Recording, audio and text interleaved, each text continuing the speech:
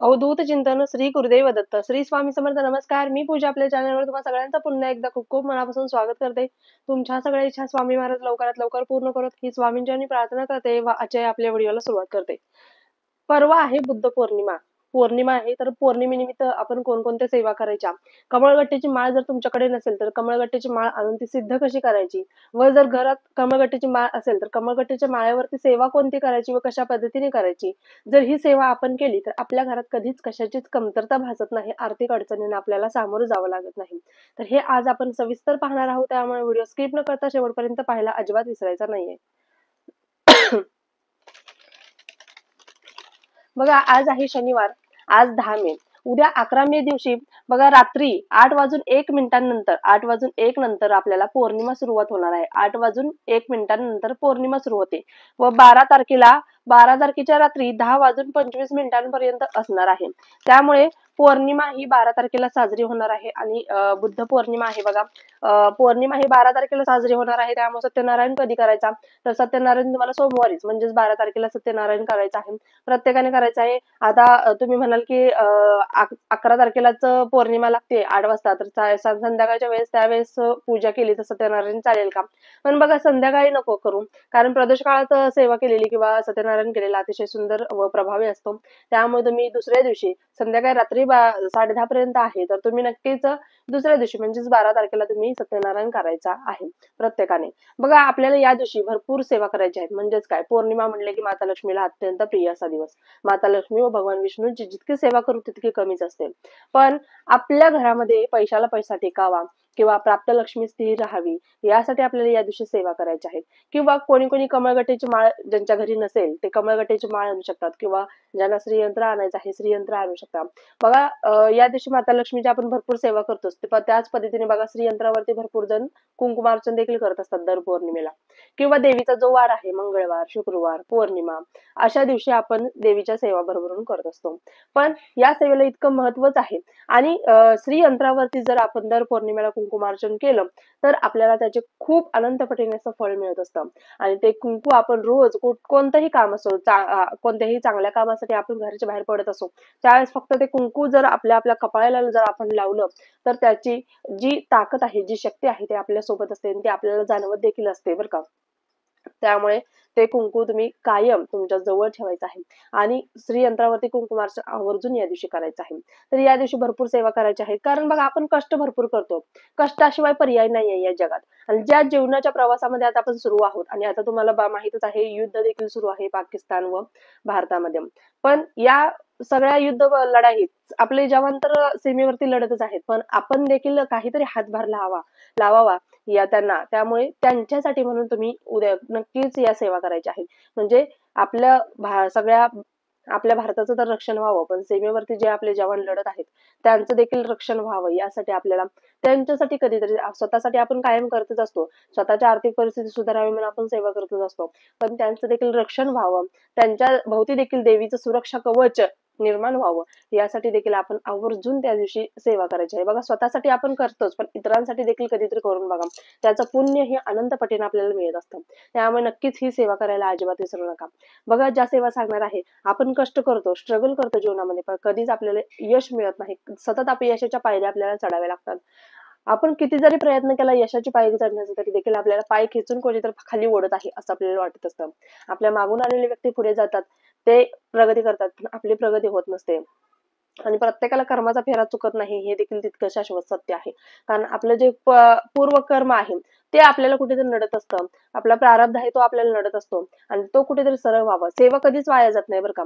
सेवा केलेली कधीच वाया जात नाही, किंवा मी आता सेवा केलेली आहे आणि आता त्याचं फळ मला मिळालंच नाही, तर सेवा करून काय उपयोग. पण ती सेवा आपलं जो पूर्वकर्म आहेत जे खराब आहेत, किंवा प्रारब्ध आपला जो खराब आहे तो सरळ करण्याचा म्हणजे चांगला करण्याचा प्रयत्न करत असतात. त्यामुळे नक्कीच सेवा करायची आहे. आता या दिवशी तुम्हाला सेवा काय करायची आहे बघा. तुम्हाला सकाळी उठून लवकर शुचिर्भूत व्हायचं आहे. तुमच्या घरामध्ये तुम्हाला फरशी पुसताना पाण्यामध्ये तुम्हाला गोमूत्र, मोठं खडं मीठ व हळद अशा पद्धतीने या 3 वस्तू टाकायच्या आहेत. मग त्याने आपली फरशी पुसून काढायची आहे. यामुळे घरातील जी काही निगेटिव्हिटी आहे किंवा जीवजंतू असतील ते मरून जातील, नष्ट होतील. त्याच पद्धतीने आपल्याला उंबऱ्याचं लेपन करायचं आहे. हळद टाकून हळदीचं लेपन आपल्या उंबऱ्याला करायचं आहे आणि तिथेच तुम्हाला उंबऱ्यामध्ये धूप, दीप, अगरबत्ती देखील लावायची आहे. छोटासा तुपाचा दिवा देखील लावायचा आहे. देवघरासमोर बसल्यानंतर आपल्याला सेवा करायची आहे. देवघरासमोर तुम्हाला तुपाचं निरंजन लावायचं आहे. एका प्लेटमध्ये किंवा डिशमध्ये तुम्हाला श्रीयंत्र घ्यायचं आहे. श्रीयंत्र प्रत्येकाच्या घरामध्ये असेलच. श्रीयंत्र घ्यायचं आहे. श्रीयंत्रावरती आपल्याला आवर्जून कुंकुमार्चन करायचं असेल तर कुंकुमार्चन करायचं आहे. कुंकुमार्चन जर लक्ष्मी प्राप्तीसाठी आपण कुंकुमार्चन करत असतो तर लक्ष्मी प्राप्तीसाठी आपण कशा पद्धतीने कुंकुमार्चन करायचं या संबंधीचा व्हिडिओ देखील आपल्या चॅनलवरती अपलोड आहे. म्हणजेच श्री सुक्ताच्या प्रत्येक ओवीला कमलात्मक मंत्र लावून जो माता लक्ष्मीचा बीज मंत्र आहे तो लावून आपण सेवा करायची आहे. कुंकुमार्चन असं केल्यामुळे आपल्या घरामध्ये नक्कीच भरभराटी होते, ऐश्वर्य, धनवृद्धी देखील आपल्या घरामध्ये होऊ शकते. बघा, श्रीयंत्र घ्यायचं आहे. श्रीयंत्रावरती प्रत्येकाच्या घरामध्ये कमळगट्ट्याची माळ असेलच. आता ही कमळगट्ट्याची माळ आहे, प्रत्येकाच्या घरामध्ये असेल. तर श्रीयंत्र असलं की कमळगट्ट्याची माळ असतेच असते. तर ही कमळगट्ट्याची माळ तुम्हाला श्रीयंत्रावरती व्यवस्थित गुंडाळून ठेवायची आहे. व्यवस्थित गुंडाळून ठेवायची आहे आणि तुम्हाला ज्या सेवा सांगणार आहे त्या सेवा करायच्या आहेत. आता बघा, श्रीयंत्रावरती व्यवस्थित अशा पद्धतीने ही माळ अशी गुंडाळून ठेवली. माळ गुंडाळून ठेवल्यानंतर आपल्याला दिवा लावायचा आहे आणि दिवा विझणार नाही, संपूर्ण सेवा होईपर्यंत मालवणार नाही याची काळजी घ्यायची आहे. तूप जवळच घेऊन बसायचं आहे. तो बघा, जसं आपली सेवा होत राहील, आपल्याला वाटले की तूप कमी होते तर थोडंसं तूप टाकायचं.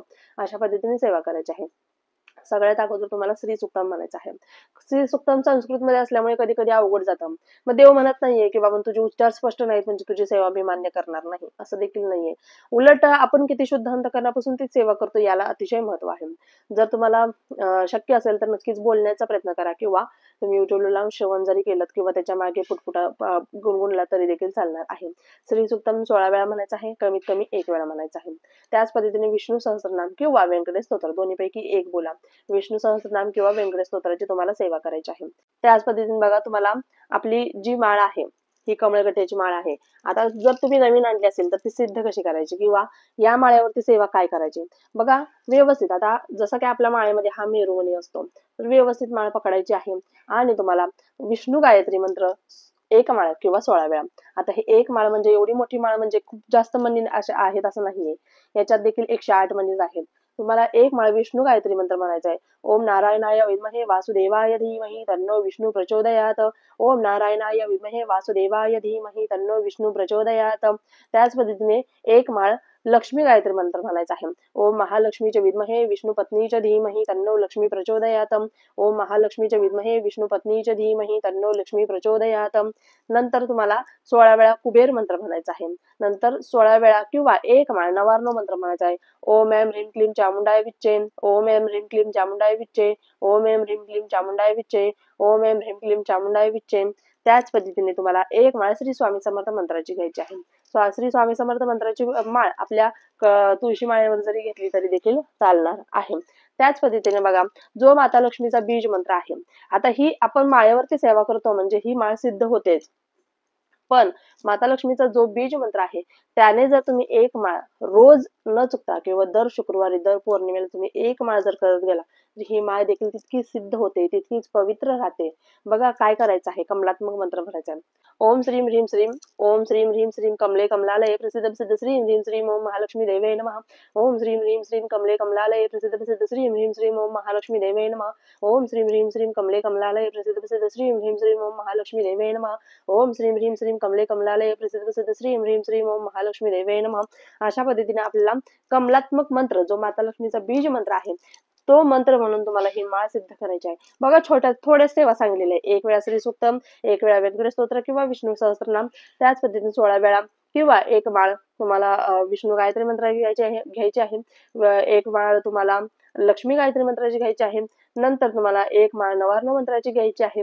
नंतर 1 माळ तुम्हाला कुबेर मंत्राची घ्यायची आहे. 1 माळ श्री स्वामी समर्थ मंत्राची घ्यायची आहे आणि 1 माळ तुम्हाला कमलात्मक माता लक्ष्मीचा बीज मंत्र आहे त्याची घ्यायची आहे.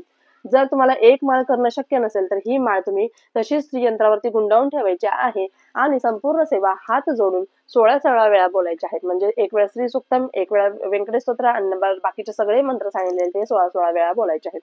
अशा पद्धतीने तुम्हाला या पौर्णिमेला आवर्जून आवर्जून माता लक्ष्मीच्या भरभरून सेवा करायच्या आहेत आणि कमळगट्ट्याची माळ देखील सिद्ध होणार आहे. ज्यांना शक्य होईल त्यांनी नक्कीच श्रीयंत्रावरती, तसेच आपला कुलदेवीचा टाक असेल, मूर्ती असेल, फोटो असेल, त्याच्यावरती कुंकुमार्चन करायला विसरायचं नाही. या छोट्या छोट्या सेवा असतात ज्या अत्यंत प्रभावी असतात आणि त्या सेवा आपल्याला तारून नेतात बरं का. आणि जर तुमच्या शरीराला तुम्ही ही सवय लावली ना, की दर पौर्णिमेला किंवा देवीचा वार जो मंगळवार, शुक्रवार असेल, या दिवशी मी माता लक्ष्मीची थोडी का होईना, थोडी मोडकी तोडकी का होईना मी सेवा करणार. तुम्ही एकदा करून तरी बघा. महिनाभर तुम्ही सुरुवात करा, दर आठवड्याला करा किंवा दर महिन्यातून एकदा करा. नक्कीच तुमच्या आयुष्यात वेगवेगळे बदल घडताना तुम्हाला दिसून येतील. प्रत्येकाने या दिवशी या सेवा करायला अजिबात विसरायच्या नाहीयेत. तरी देखील तुमच्या काही शंका असतील तर आवर्जून कमेंट बॉक्स मध्ये विचारत जा. आपल्या चॅनेलवर प्रत्येकाच्या शंकेचे निरसन नक्कीच केले जाते बरं का. प्रत्येकाच्या शंकेचे निरसन नक्कीच केले जाते. व्हिडिओ आवडला असल्यास व्हिडिओला लाईक करा, शेअर करा, सबस्क्राईब करा. पुन्हा एकदा व्हिडिओ अशाच एका नवीन व्हिडिओ सोबत. तोपर्यंत झालेली सेवा स्वामींच्या रुजू करते. श्री स्वामी समर्थ. धन्यवाद.